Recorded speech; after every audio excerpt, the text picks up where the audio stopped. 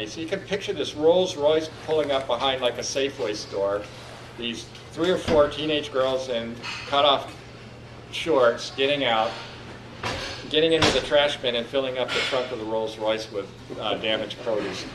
But he loved it, and because it was a wonderful way to feed a lot of people for no money. And interestingly enough, he was inspired to write a song about it. So Charlie, I know you were impatient, and this is... Oh, garbage dump, oh, garbage dump, why you called a garbage dump? Oh, garbage dump, oh, garbage dump,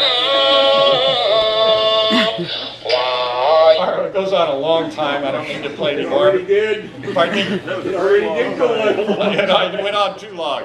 But anyway, let's talk about his techniques of control. There's some absurdity in this, but the fact was he was manipulating and controlling and doing great damage to children. Margaret Singer was my mentor. I know Jeannie, you'd met her, I'm sure. In any case, she'd written kind of the definitive books on cults, but she really narrowed it down to this: keep the people unaware of what's going on and the changes taking place. These were teenagers, damaged children. They did not know that Manson had a secret agenda, which was actually to take over the United States, create a sense of powerlessness, covert fear, and dependency. He was very brutal to these children. They were isolated, for one thing. They lived in a school bus until their family got too big, and then he found this horse ranch out on the outskirts of Los Angeles called the Spawn Ranch, where some low-grade westerns were filmed in the 40s and 50s, and they rented out horses on weekends to people from LA who wanted to get out in the country. So he went up to George Spawn, who was pretty much blind, and said, "Can we live out here on the ranch? And we'll help out, and you don't have to pay us." And he initially said no, and then he said, "Well, you know, I'll give you one of the girls to live with while I'm doing it." And so he said, "Yeah, sure, okay." George was like 80 years old, so Squeaky Fromm became essentially his caretaker. And they were totally cut off.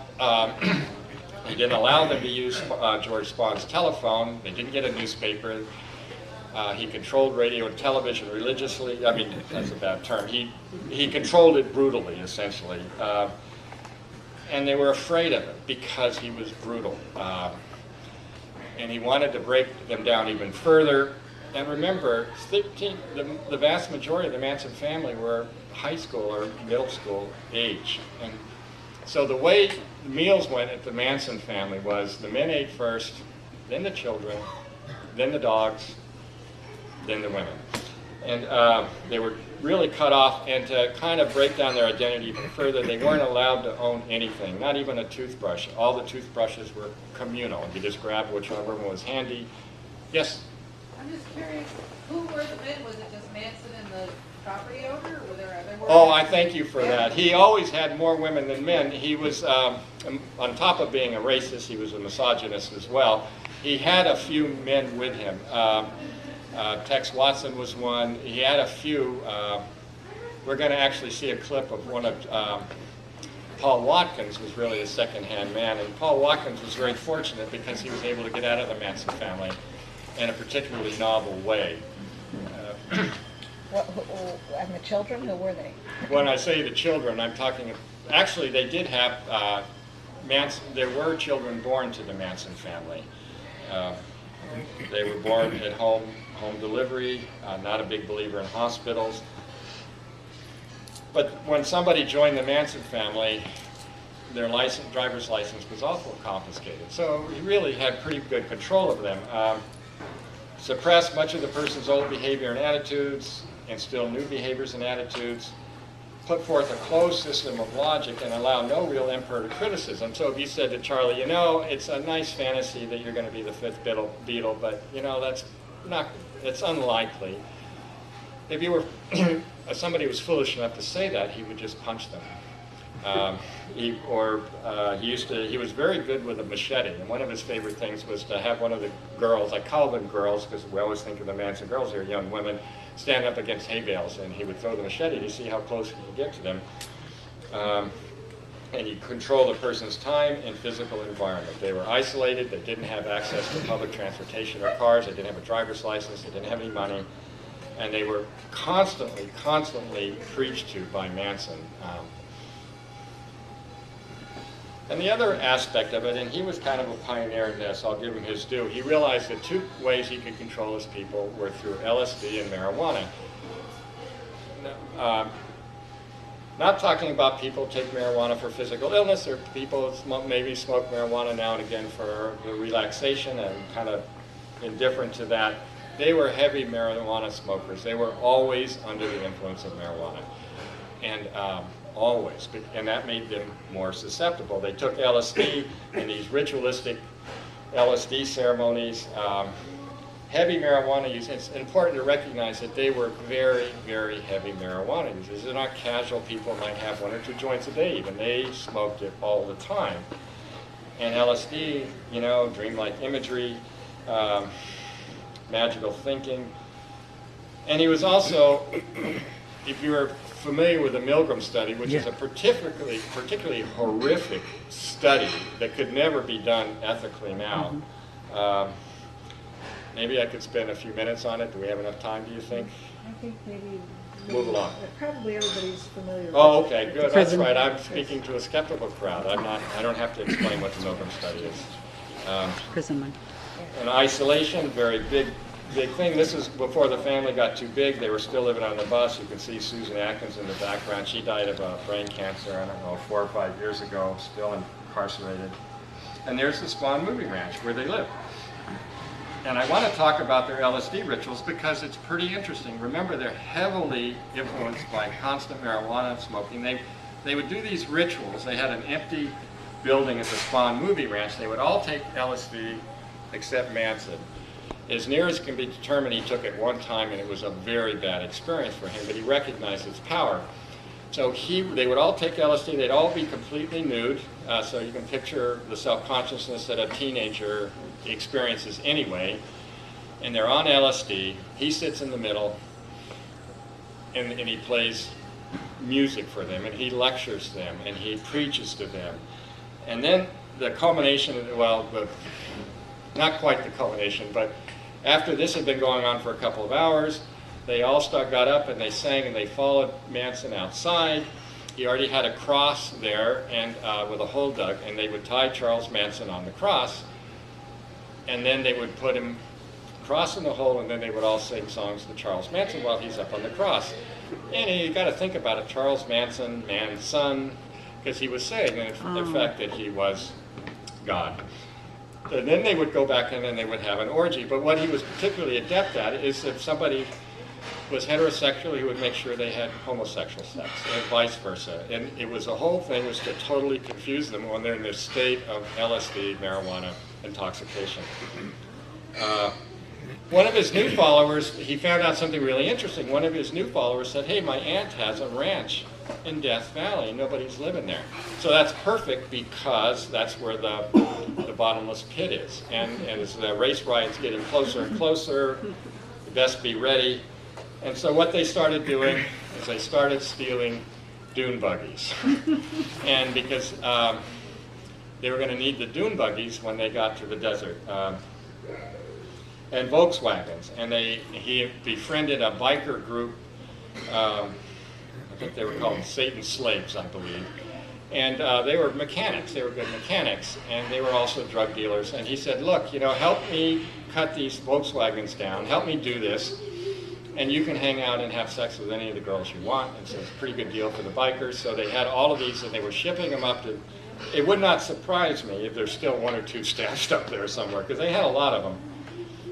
Here's Paul Watkins talking about. Watkins was Charles Manson's right-hand man, and he was fortunate because while Manson was gone and he was living up, the family was up in the desert, he met somebody who was able to convince him to leave the Manson family, and he did. I mean, ironically, the man was a Scientologist, but even still, and Watkins did not. They have a purpose. Pardon me? They have a purpose. Scientology's done something right. There's one. There's one thing. But in any case, this is Watkins. This was filmed during the trial. This was 1970. This was Charlie's trip. He bred fear in people. Always talking about anything that you might be afraid of, if it's some sort of sex or if it's some sort of physical harm or some sort of thought. Whatever he could find that you would fear, he would play on in order to mold the into he said that his music would take all the young love and program them to go somewhere else, to go out into the desert. They would make a huge tribe out there of 144,000. Then we would steal dune buggies by the hundreds and mount machine guns on top of the dune buggies, and the girls would drive the dune buggies while the guys shot the machine guns. We'd swoop down on the towns and kill everyone that wasn't beautiful. Wow, quite a method, eh? So again, I just want to mention again his methods of control, isolation, physical and emotional abuse. Think of the women having to eat after the dogs. That's pretty horrific. Try to destroy any sense of self-esteem, totally cut them off from their families who were perceived as the enemy. Sexual degradation, poverty, heavy drug use. But things are getting out of control for Manson because John Lennon and Paul McCartney still haven't called him. He's done all of Terry Melcher, had done a big favor for Manson because he'd given him almost unlimited studio time, which is a pretty, if you want to record music and go into a professional studio, it costs you a lot of money. Manson didn't have to do that. Melcher set him up. So in the very unlikely event that anybody here is curious to hear any more Manson music, there's tons of it on YouTube. Okay. So a lot of things are going on. Now Melcher and Dennis Wilson don't want anything to do with Manson because they liked it when he was peace and love and they could have sex with the girls, but now he's talking violence and race wars and racism and death, and things are getting kind of bad.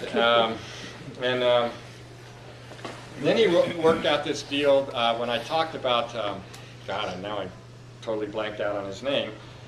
He was the first murder victim. He was a doctoral student. Was it at UCLA or US or University of Southern California? I forgot. And he was a musician, and he was also an amateur chemist who would make mescaline. And so he sold Manson a bunch of mescaline, which Manson then sold to the bikers. The bikers came back and they wanted their money back because they said the mescaline wasn't any good.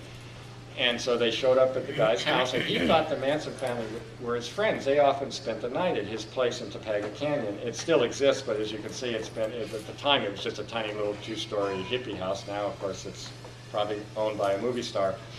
But they wanted their money back, and he said, "I don't have the money." And his name was Gary Hinman. Thank you, I blanked out. So they tied Gary Hinman up, and they tortured him for 2 days. And ultimately, Manson used his machete to cut off Gary Hinman's ear. Then he felt a little remorse, so he sewed the ear back on with dental floss. And when Hinman insisted that I don't have any money, he told Bobby Bouzalil to kill him, and he did. And that caused a little problem because Bobby Bouzalil was actually arrested not long after that, and a lot of things were going on with Manson at that point, and he thought he could maybe divert attention away from Bobby, who said he was innocent even though he was driving Gary Hinman's car, and the murder weapon that he'd stabbed him to death with was in the trunk. But anyway, so he thought he could do some sort of vague copycat killing, and he'd actually, interestingly, Manson had been at this home once before, and at one point Terry Melcher, if he didn't live there, was there a lot. So Manson knew this house, and it was being rented by Polanski and Sharon Tate. So what he did is he sent Tex Watson, Susan Atkins, Patricia Quinwinkle, and Linda Kasabian, which is an interesting choice because she'd only been with the family a very short amount of time, just a few weeks, a month or so. And he told them to go kill the people that were in that house. And they did. There was a caretaker's cottage. The caretaker got a small stipend of amount of money every month. He was just a kid himself, like 18, 19 years old. And he just had to look after the property, mow the lawns, water the lawns and stuff. And he had a buddy who he'd met who came by to visit him, Stephen Parent. And Stephen Parent had a clock radio he was hoping to sell to his friend. And Fred said, "No, I don't really want the radio, but why don't you have a beer?" And they hung out, and then Stephen Parent got in his car. And remember, Stephen Parent's 18 years old. He's going to go to community college in a couple of weeks. He got into his car to drive out, but unfortunately, when he got to the gate of the mansion, the Manson family, Tex Watson, got out and shot him in the head, killed him with a .22. Poor 18 years old, Jesus. And this is the inside of the house. The house has since been torn down, and totally a brand new house is there now. The first one they got was Jay Sebring because they were roughing up Sharon Tate, and Sebring says, hey, leave her alone, you know, she's pregnant, she's my friend, so they killed Sebring first. Frykowski put up quite a fight, you know, he'd been an active opponent of the communist rule, and he was a tough guy, and they put up a big fight. Ultimately, he was overpowered and he was stabbed to death. Abigail Folger was able to get all the way out into the yard, and before she was tackled by Patricia Kringwinkle, and when the coroner could not determine the color of her white nightgown because it was totally red from the blood. The last one to die was Sharon Tate. She was 9+ months pregnant. And then they wrote some stuff just to confuse the cops because they were hoping the police would think it was the blacks who'd done it. This was during the race riots and a lot of black revolutionary stuff going on, and he figured he could divert the police and make it think it was the African Americans who had done it. That way it might just trigger the race war that he was sure was going to happen. Interestingly, the caretaker, Bill, blanking out on his last name right now, he claimed he slept all the way through it. Very unlikely. His friend was shot with a .22 just yards away from his house. You heard the screams, you heard yelling and screaming. Linda Kasabian was out in the yard watching, keeping watch to make sure the police didn't come. So when the police did come the next day, they arrested him initially, and he said he slept through it. My personal belief is that that's absolutely untrue. I imagine he saw his friend shot, and like an 18 or 19-year-old kid was scared to death, and he probably went and hid in the bushes while it was all going on. He claims to this day that he didn't know what was happening. He's still living. So they got back to the house at the Spahn Ranch, and they told Charles Manson about it. He was really ticked off because they'd been so messy. They'd allowed all this screaming, and they'd used a gun, and that's noisy, and that created havoc. And he said, you know, I'll show you how it's done. So they drove around the upscale, upper middle class neighborhood, 3301 Waverly Drive. He did not know the Lovienkos. They were just, he was on the groceries, supermarkets. And Manson came in with one of his followers and surprised him, tied him up and said, don't worry, we're not going to hurt you, we're just going to rob you. And then he left and told the family to kill him, and they did. Before they left, just to confuse things, look what they wrote, Helter Skelter. Misspelled. They misspelled Helter, however. Yes, well, Manson didn't write that, but he probably would have spelled it the same way. Then they were back at the Spahn Ranch. They were still getting ready for Helter Skelter. They were still stockpiling weapons, lots of dune buggies, lots of stolen vehicles. That's what they did. But there've been a lot of reports about this hippie group out at the Spahn Ranch who were stealing cars and stockpiling weapons. Somebody tipped the cops off, so they got a search warrant and to bust them, and they decided the best thing they could do is show up real late at night when everybody's sleeping, which they did, and they found guns and they found stolen cars. The problem was they got there so late at night, it was after midnight, a new day, and the search warrant was only good for one day. So figuratively speaking, Manson family dodged a bullet there. They did confiscate the door, however. The door says it all. This was a door from the Spahn Ranch. This is stuff from the White Album, for those of you who are Beatles people as opposed to Stones people, Helter Skelter. This is a door from the Spahn Ranch.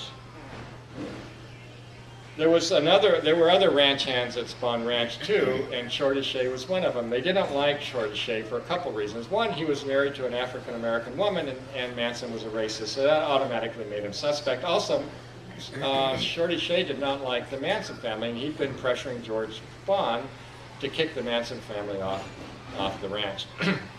They also suspected that perhaps Shorty Shea had tipped the cops off about the stolen cars and the vehicles. So we had two of his followers, Bruce Davis and Steve Grogan, kill Shorty Shea. Bruce Davis was granted parole, but it's being appealed now. He's still in prison. Steve Grogan, who was very young, I think he was 17, could be wrong a year or so, but I believe he was about 17, 18 years old. He actually paroled from Vacaville prison in the early 1980s. I made an attempt to track him down. I'm not to talk to him. I'm just curious to know what happened to him. And the last I could find any report of him was that he was working as a house painter in Bakersfield, but that's probably 25 years ago. But helter-skelter's coming. Some bad stuff is on its way. On your TV, you would have brought up watching Gunsmoke, Have Gun Will Travel, FBI, Combat. Combat was my favorite show. I never missed Combat. I always watched Combat because the guy that was the lead in Combat was doing it for some kind of cause, which they never told us. And I'd wake up every morning, early in the morning before anybody was up, and I'd turn on the cartoons. And I'd watch 40 or 50 or 60 minutes of people shooting people. They'd make it exciting, they'd be on stagecoaches or with whips or whatever, snided whiplash, and they'd make them, characters that would catch the kids' attention. And this guy you were looking to for, entertainment or whatever you want to call it, was killing all through the show. Every show we ever watched was all killing, all those old-time gangster movies where, it was all exciting. They were in the cars with the low hats on, and they were cruising, and they were shooting out the windows, or, it was all exciting, and we are what you made us. Exactly. So what's the big deal? 5 or 6 people get killed, and you all freak out and put it on us, and we're just reflecting you back at yourself. Well, interesting stuff. The woman on the left doing the talking did 10 years in prison for extortion. The woman on the right, of course, as we know, tried to assassinate President Ford. But that was filmed in 1970 during the trials. So October 10th, 1969, they were out in the desert. They were out at the ranch owned by the aunt of one of his young followers. And there had been a lot of reports to the forest rangers, to the sheriff's department, that there are these hippies out there who are destroying, heavy-duty equipment. So if they saw any kind of like a bulldozer or anything, they would trash it. They would set it on fire. So there was a combined effort of a couple of different various law enforcement agencies, and they did a major bust of the ranch where the Manson family was staying. It was October 10th, 1969, and they arrested really almost all of the key players. Manson, who was a very small man, it's interesting, I read when I was researching this, one of his followers has a website. It said, how dare they say Charlie was a small man? He was tall. He was not tall. I mean, he was like 5'2". Anyway, he was hiding in a little cabinet underneath this bathroom sink, I believe, when they found him. Mm-hmm. Well, something very similar. And what's the problem for Charlie was they were supposed to keep things secret, but he told his followers that what they were doing was all right. They were doing this for the betterment of mankind, betterment of the white race. And the Manson family were transferred to Los Angeles County. Susan Atkins was very proud of everything she'd done, and she told her cellmate about it. The cellmate, of course, informed the authorities. And that was it for the Manson family. They were never going to get out after that. I feel compelled to explain that they were children. I keep emphasizing that they were children. Leslie Van Houten, incidentally, did not kill anybody. I mean, she walked around in the La Banca house in a totally dissociative state. They were all leaving, and Tex Watson said, you can't leave without doing something. We're all culpable. So she went back and stabbed the dead body with a fork. Not a good thing to do by any means. I just feel like I was going to point that out. So then it was really all over. They had evidence. They had a massive amount of stuff. The trial really was a foregone conclusion. But let's listen to Charlie Manson explain it. But this time he's not talking to emotionally battered, wounded children. He's trying to explain this to a courtroom. And he's trying to explain this to adults. And his shtick is not going to work. The truth has not been in your courtroom. Never has been in your courtroom. All you have is confusion in your courtroom. Why do I have to stand and take the blame for your sins again? I spent my life in jail, paying for you, so that you could ride your bicycle, have your birthday party, have what you'd call a life. I never had a life. I don't even know what life is, I go to the desert. I'm not even allowed to live in your desert. I'm no good for anything except to be used as your scapegoat. I sense I'm self-pity used. there. Every day of my life I've been used. And I haven't been used, and I have been on the street. I've been chased, run, harassed, pushed, kicked. My ribs have been broken, you know. The same man that gives you a traffic ticket is the same guy that knocks my brains out. He figures just because he is the man, he can get away with it because nobody's going to say anything. My daddy's not a congressman, a doctor, or a lawyer. I was in jail for about 20 in there because...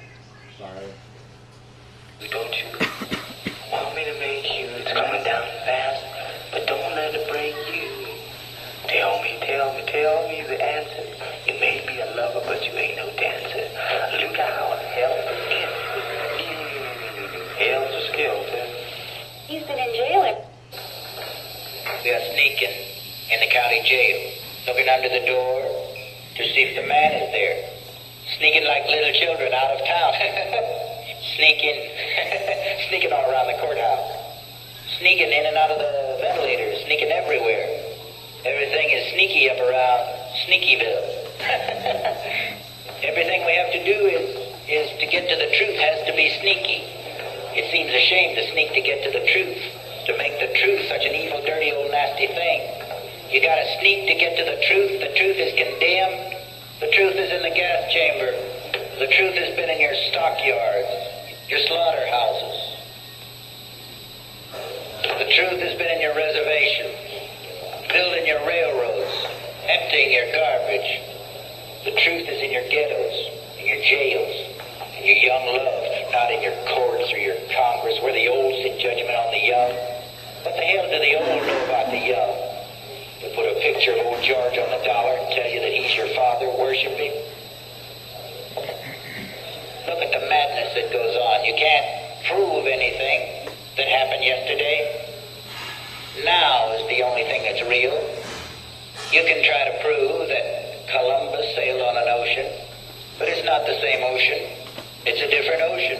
It's a different world. Every day, every reality is a new reality. Every new reality is a new horizon, a brand new experience of living. I got a note last night from a friend of mine. He writes in this note that he's afraid of what he might have to do in order to save his reality, as I saved mine. You can't prove anything. There's nothing to prove. Every man judges himself. He knows what he is. You know what you are as I know what I am. We all know what we are. Nobody can stand in judgment. They can play like they're standing in judgment. They can play like they stand in judgment and take you off and control the masses with your human body. And they can lock you up in penitentiaries and cages and put you on crosses as they did in the past. But it doesn't amount to anything. What they're doing is they're only persecuting a reflection of themselves. They're persecuting what they can't stand to look at in themselves. The truth. They can't stand to look at the truth in themselves. They persecute themselves. They're butchering themselves every time they go on the freeway. They hate themselves. Look at the signs. Stop. Go. Turn here. Turn there. You can't do this. You can't do that. Just point out that Manson did not convince anybody. He was found guilty.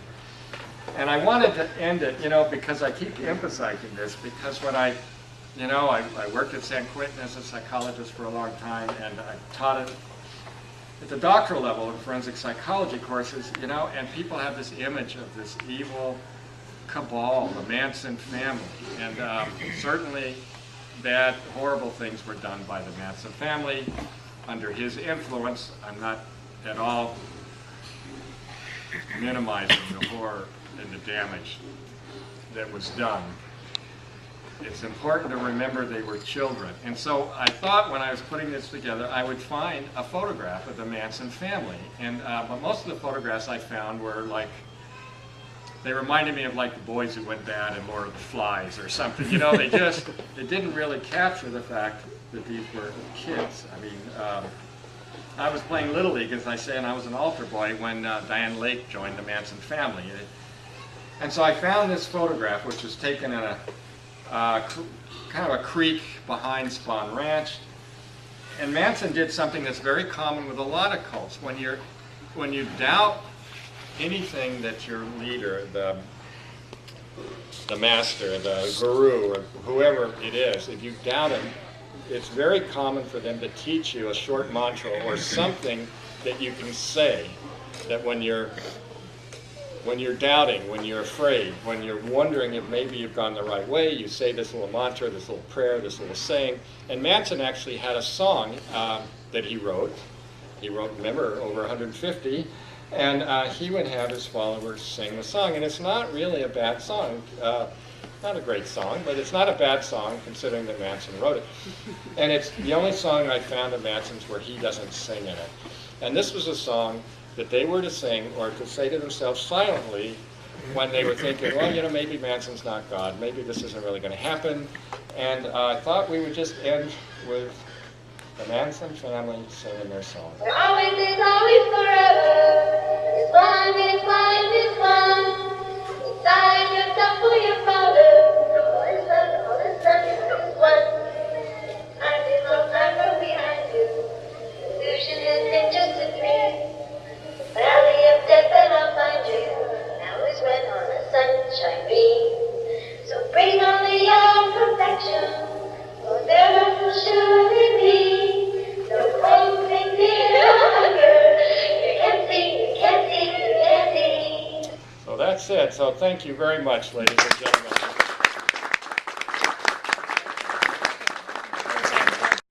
He finally tracked down his biological mother because he wanted to know who the father was. Charles Manson. Oh, yeah, I read about it. Yeah, they had a lot. He fathered a lot of them, and they had odd names. You might remember because you just read the book more recently. I think one of them was something like Zuzu, Zaza, Zizi.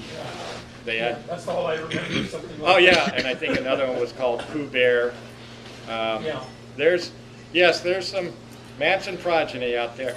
It's very statistically improbable, but possible that there's somebody in this audience who's Charles Manson's biological child. Wow. I'm Irish. I am too. So am I. Not me. No.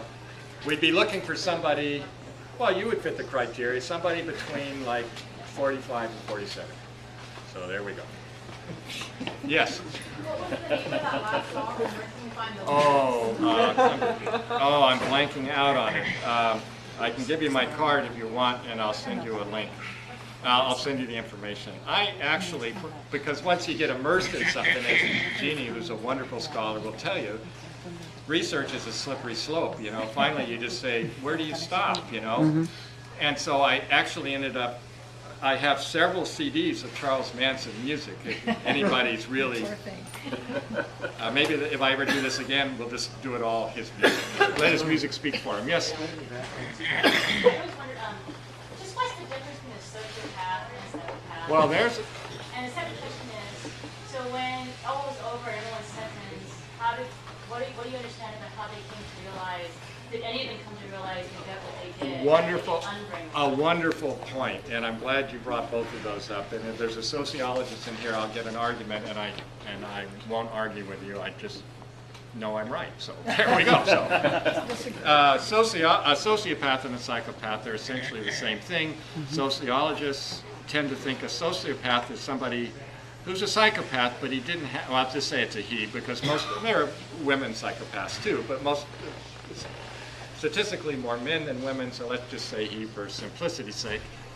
So they would say, okay, yeah, he's a sociopath and he's unredeemable, but he didn't have to be this way. He had such a horrible upbringing. His upbringing made him this. Whereas a psychopath is somebody, and this research is supporting the validity of the psychopath opposed to the sociopath, but I don't feel compelled to argue about that right now to any sociologists in here, that it's genetic. When they've done different brain scans, interestingly, I have a chapter on psychopaths in my book, so there you go. So anyway, their frontal lobes are even different. It's I'd like to think of them as an intraspecies almost, a predator intraspecies, because they're devoid of empathy. They're not capable of empathy. And interestingly, while we're on the subject, between 1% and 3%, it's very probable. The research supports the fact that between 1% and 3% of the adult population are psychopaths. But that doesn't mean they're mass murders. But if you start to look at, you can find all the examples. Oh, look at Enron. Look at Bernie Madoff. They didn't murder anybody, but they destroyed lives. These are people without empathy. There are certain kind of professions where they do very well. So they're all out there. So it's Surgery. surgery. I've read that 15% of surgeons are apparently. Well, well, I would say the surgeons I've met have been devoid of a whole lot of empathy. I don't know. I'm reluctant to call my orthopedic surgeon a psychopath, but I would say that he seemed to be immune to the pain I was experiencing because he was draining my knee, and it hurt a lot. And I said, "Doctor, you know, that really hurts." And I remember what he said. He goes, "Ha ha ha, it's supposed to hurt." So that's really the difference. The research supports the fact that psychopaths are born, not made, where sociopaths are essentially made by their environment they grew up in. So how did, just a second part, because that was interesting. Oh, too. right. Well, I didn't say Did any that. of them realize what they were? Yes, thank you. I actually meant to say that, and I got sidetracked, and because there's so much. A lot of them did. A couple of them stayed hardcore. Squeaky Fromm and Susan. I'm so Atkins. sorry. Not Atkins, Oh. but that was a good guess. I want to give you credit.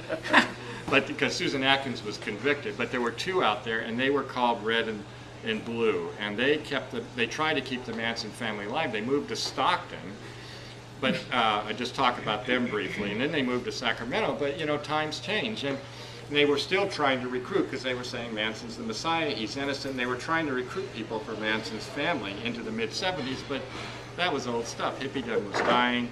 Nobody cared. Manson was a murderer. And he wasn't there to influence them personally. So you had these two women who were attracted by American standards trying to recruit. So really, Squeaky Fromm's reason for trying to shoot President Ford was to attract attention from Manson, who was an innocent man being persecuted by the justice system in her mind. The other one, whose name I'm just blanking out on, she did extort. She was extorting, sending threatening letters to heads of corporations. Here's something interesting about Manson, is he started an environmental movement. ATWA, air, trees, water, air. So if you're really curious, if you type ATWA on Google, you'll probably get an ATWA website, because Manson has followers even now. They're people who never knew him, but they're attracted to the mystique. I worked at Napa State Hospital. One of our patients who's acutely psychotic is one of them, but he's not going to be getting out anytime soon. But for most of them, your question was a good question, and I meant to talk about it, is most of them dispersed. They were like leaves in the wind. Once Manson was gone, there was no center to their lives, and some of them reclaimed their lives, and they prefer to remain anonymous. Diana Lake, Ruth Ann Morehouse. You know, apparently they have very good lives now, middle-class lives, children, probably grandchildren now. So most of them just dispersed and did okay. Some of them just kind of disappeared. Linda Kasabian's been in trouble with the law a lot. Became a methamphetamine addict. Last I heard, my brother sent me a news clipping about 5 years ago that she'd been arrested for meth-related stuff. She was one of the Manson people at the Sharon Tate, and she actually turned state's evidence, so she never did any prison time. She testified against everybody else. She got away with a lot. There's the two remaining, I say Manson girls, but they're 65, 66, 67 years old. They're still in prison. Leslie became a good friend of mine. I worked on her parole hearings twice.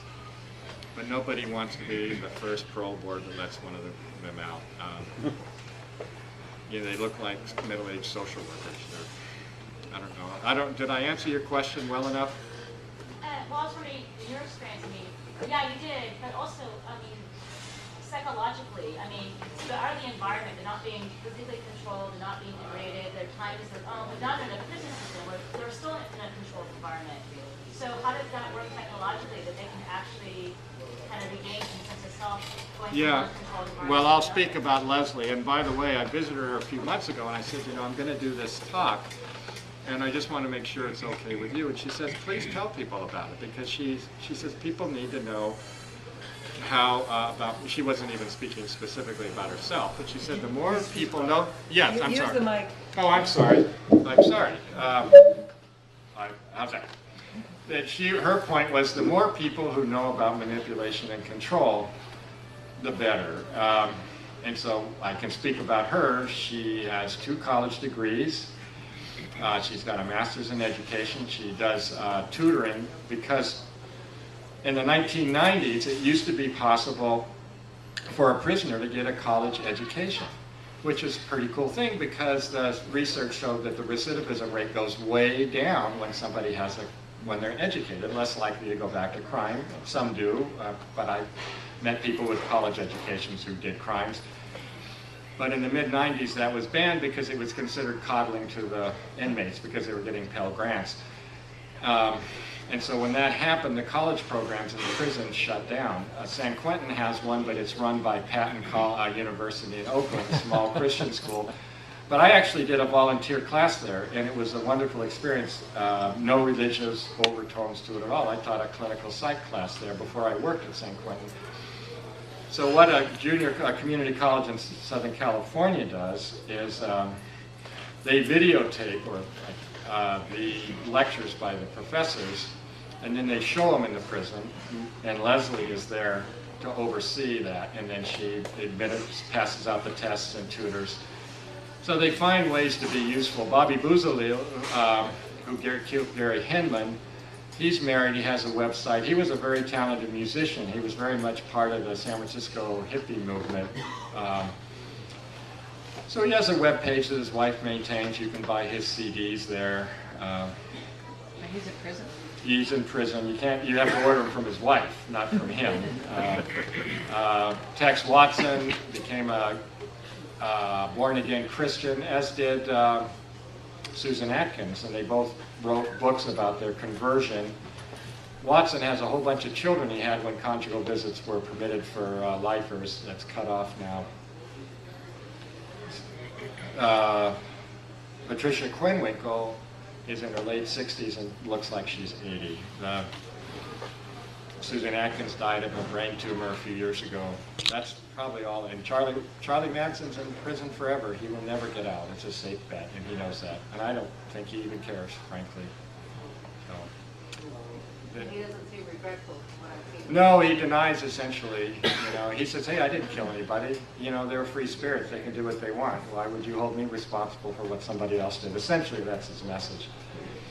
What's interesting, though, about the trial is he orchestrated it all because they were all still under his control. Their public defenders wanted to try the girls separately because they could bring in Undue Influence. Milgram was still living. You had other prominent, Margaret Singer. There were a lot of prominent people. They could have come in and testified. I'm not saying that they would have gotten out of jail. They would have found guilty, but maybe they wouldn't have gotten the death penalty. But Manson wouldn't let it. He orchestrated the whole trial. They were all there together, and he had these little hand signals that he would do, and that would mean that the girls were supposed to start giggling or singing, or it was pretty farcical, actually. Yes?